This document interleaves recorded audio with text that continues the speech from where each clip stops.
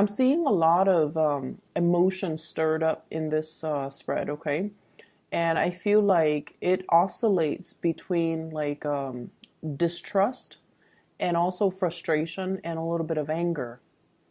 And so whatever you do, try to, maintain your composure for this week. And especially when dealing with, people you care about, people you love. Aiming to be a little bit more objective when it comes to communication.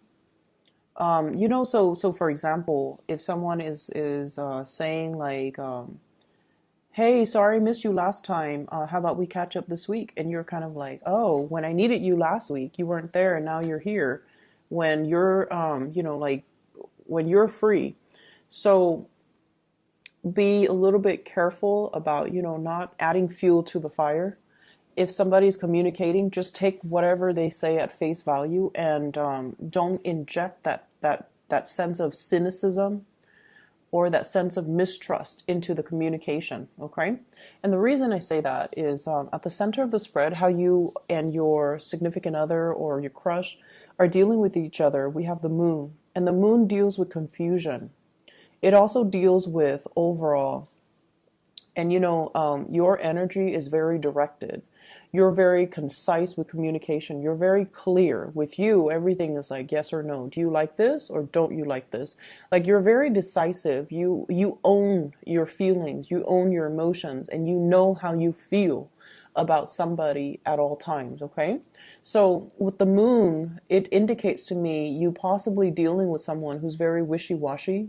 Yes, there is a strong emotional connection, but there is also a sense of mistrust and a sense of like jealousy coming into the picture as well, where somebody says something, one thing, and they do another, or their actions are not very consistent with their words. And so, or they're not even communicating clearly. You ask them, one thing, and they respond with another. You can say like, "Hey, let's meet up at 7." And then they're like, "Oh, 7's not good for me," but they don't give you an alternative, like time. So dealing with somebody who could be very wishy-washy, non-committal, not so much non-committal, but the way they communicate kind of sucks. And I feel like your patience is wearing thin with this person. And I feel like, this is not a one-time thing. I feel like it's been happening, over and over and over again. You could have been pursuing this person for like 2 months, and you're realizing these patterns about them. Okay, so I feel like most of you are coming in with new relationships. For those who are in stable relationships, there's still, I see arguments and things brewing because somebody's not taking care of their responsibilities. But overall, I feel like, people who are newly out there dating, there's like confusion when it comes to your partner. This is your energy, the Two of Wands. Usually this is like being at a distance from a partner. Some of you could be traveling for work, and some of you have a lot of responsibilities where you have to do overtime, where you have to work on the weekends, where you've been getting out of the house, you've been like very busy, I feel. And with the Two of Wands, it's sort of like it's a relationship card, but one person is not in the picture. And the partner that you have, you're looking at your partner. We have the Nine of Cups. This is somebody with a lot of options. This is somebody that could be very flirtatious. If they're not flirtatious, at least they're so nice that they have trouble saying no. They have trouble turning down offers. They're not very clear to reject people, and they're not very clear about telling people, "I'm not interested, take a hike." So they have a lot of onlookers kind of lurking around, hoping to, get an in. So you have someone who's quite popular, who's very likable, who is quite popular, very likable, easy to be around with, quite fun to be around with, very sweet, loving, affectionate. But they might have a lot of options around them. And I feel like for those who are trying to, get this person, I feel like they're looking elsewhere. Their attention is elsewhere. And so I almost feel like you want to possess this person. I almost feel like you want to kind of like corner them, not so much like physically, but so that you can get a clear, concise answer out of them, and so that you can get a clear, idea as to how do you feel about me? Is this, are you serious with me, or should I, stop wasting my time with you? And you're not really getting any type of a, verbal yes or no from this person. They're very evasive. And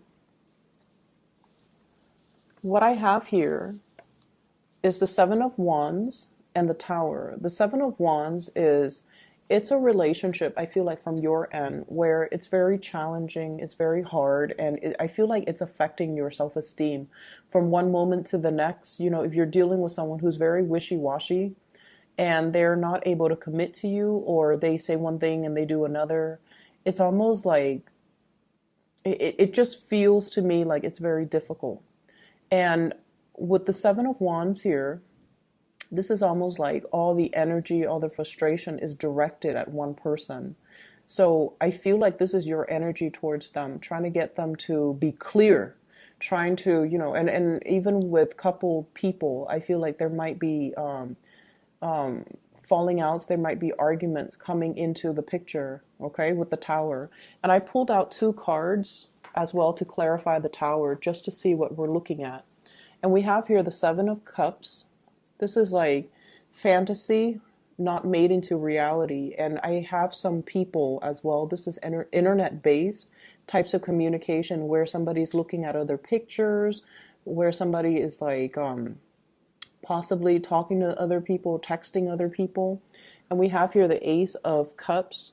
So this seems to me like it's a revelation about, where you stand with another person. Are you like the way that you feel about them? You might really like them, but you might not be the only person that they're talking to. And then I also feel like, coming to the realization that maybe this is a lost cause because, you built this person up. Like you saw the image of them, or you saw like, the fantasy of them, but in reality, they might not be the suitable partner for you. So I feel like something is coming to light where you are going to make a reassessment of this relationship, and you might not, I feel like you might not feel like they're giving you their undivided attention, and their attention, their energies are scattered elsewhere. And I feel like you're dealing with a big flirt. You're dealing with someone, not so much a heartbreaker, but like they like the attention. Okay, they like the attention that's given to them. And then on the flip side of that, I also feel like you're dealing with someone who has trouble rejecting suitors. And so they kind of keep people hanging on, not because they like the attention, but because they have trouble saying no. And it can be very frustrating because with you, you're very clear about, drawing boundaries, and you're very clear about who you want to pursue. So that element, I feel like there's frustration associated with it, okay? The second spread here, I feel like for many of you, you're planning to receive guests to come to your place, or you're planning to take a trip with friends to venture out. I feel like some of you just want to get away.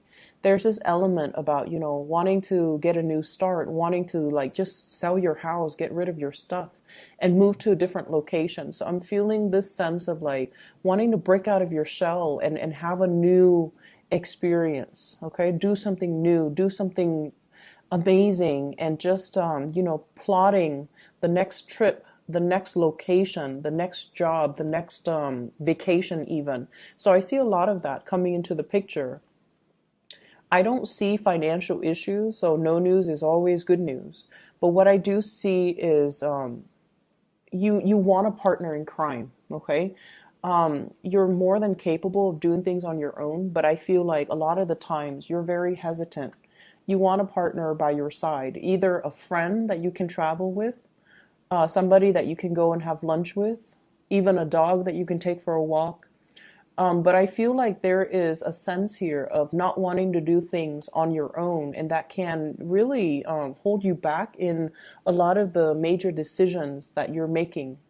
If life is so contingent on having another person by our side, you might as well be like a Gemini or a Libra rather than an Aries. So you're given the Aries energy for a reason, because when you start things on your own and not have to wait around for other people, there are no logistical issues, okay? Because you started, you know where you are, and you can basically plan things and to cater to yourself. So I feel like in a way you might have come to this week, with the realization that I've really held myself back in life. I keep waiting around for people and they don't really deliver what they promise, okay? And then I also feel for many of you as well, like waiting on guests, so that energy, it's like waiting to coordinate to so that the two of you can meet up, or they're coming to visit and they're going to stay overnight, or they're going to stay over the weekend and things like that. And I also have as well the Seven of Cups, and it's showing up before in the love reading as well as now. And this card usually indicates the fantasy, okay, conjuring, dreaming, wondering what if. And I feel like for many of you, there's a warning here about, not going back to the past.